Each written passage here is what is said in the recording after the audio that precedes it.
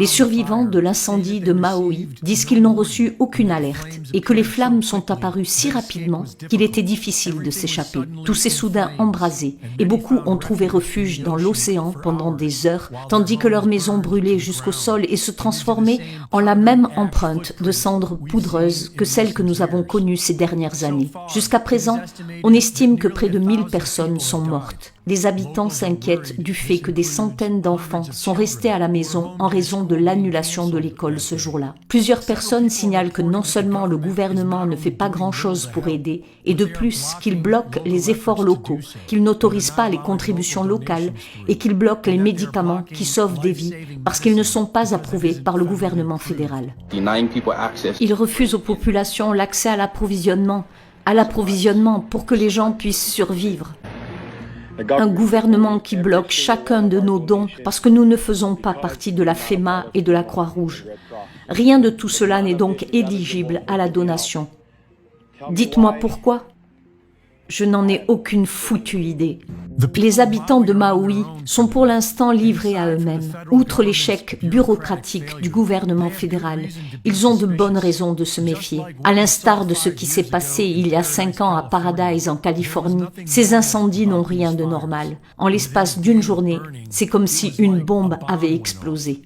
Lorsque vous verrez l'étendue totale de la destruction de la ligne de démarcation du littoral, vous serez choqués. Cela vous choquera. Cela ressemble à une bombe, à un feu d'artifice, si je peux me permettre. Et tous ces bâtiments, pratiquement, vont devoir être reconstruits. Ce sera une nouvelle ligne de démarcation du littoral. Des habitants de la région ont signalé des éclairs lumineux, dont l'un a été filmé par une caméra de sécurité domestique et semble avoir été le point de départ de l'incendie d'Olinda. De nombreuses personnes affirment qu'il s'agit d'armes à énergie dirigée. Nous savons que la plupart des grands gouvernements en possèdent déjà. Lors des incendies en Californie, des cartes météorologiques en ligne ont enregistré ce qui ressemble à un laser venant d'en haut et frappant une zone juste avant qu'elle ne s'enflamme. Dans ses recherches, Dennis Mills a découvert que les nanopoussières incendiaires d'aluminium et de barium des chemtrails alimentent très probablement la férocité des soi-disant incendies d'aujourd'hui, appelés super incendies. Et le jour précédent du déclenchement des incendies à Maui, des habitants ont signalé un ciel très couvert, provenant de chemtrails comme ils en avaient jamais vu auparavant. Il est également intéressant de noter que le chef de la police de Maui était le commandant de l'incident lors de la fusillade de Las Vegas en 2017. Lahaina est considérée comme une terre historique et sacrée. Elle était la capitale du royaume d'Hawaï avant d'être prise par les États-Unis. Depuis, elle est occupée par les Hawaïens autochtones qui s'opposent farouchement aux étrangers du continent qui ont acheté des terres sans aucun respect pour la culture locale. Pas seulement BlackRock et Vanguard, mais aussi des milliardaires comme Mark Zuckerberg, qui possèdent plus de terres à Kauai que les autorités locales de Kauai en possèdent. Et Oprah Winfrey, qui a acheté plus de 1000 hectares de terres à Hawaï, dont 870 hectares à Maui, qu'elle vient d'acquérir au printemps.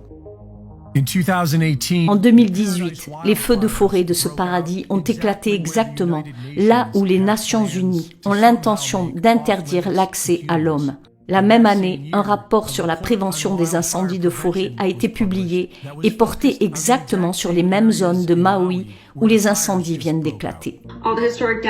Le centre-ville historique a été démoli et toutes les maisons ont disparu.